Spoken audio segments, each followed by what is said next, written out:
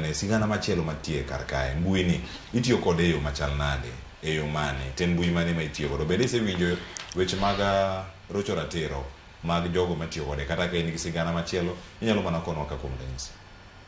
Erokamano kendo kuom miya thuolo ni. Koro anto an gi mbui go te.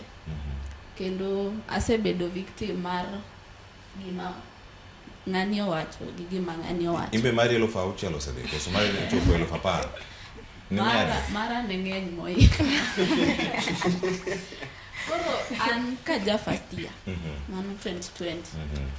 Online business. Pesa mayot mwadwaro seche tegi. Koro ng'ato nyisa ni or pesa ni alafu kirifa ng'ato ichuli. Pacho ni to gini ber manade. Aoro mara kinyne ayudo faida na. Onyisa ni kirifa ng'ato tiyudo faida moloma. Koro agocho ne nyaminwa nyisa ni nitie form moro kama nyaminoro na pesa ne. Orne pesa ne diriyo. Amanyo osiepega moko kanyo be man machiegni koda.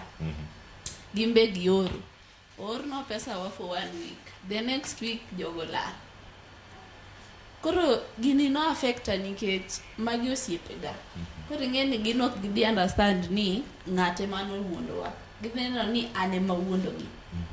Koro aneno ka gima mano yore moko maricho ma irocho go ratich jomatindo. Alafu asebedo in campus politics chakre na donje school. Koro WhatsApp oka buok kaneno ni WhatsApp ema luwo Twitter. Nikech okwawuoga about WhatsApp but it plays a major role in rocho ratich jopuonjre. Nikech sani ka avai ta lose. Trolling midhi troll e WhatsApp group. Samoro gin kata 200 WhatsApp group e school. To ine manyingi wuo itroli koni anyi kocha iteri koni. Okinya kata bedo gi chiro mar wuothe e school gi kwe.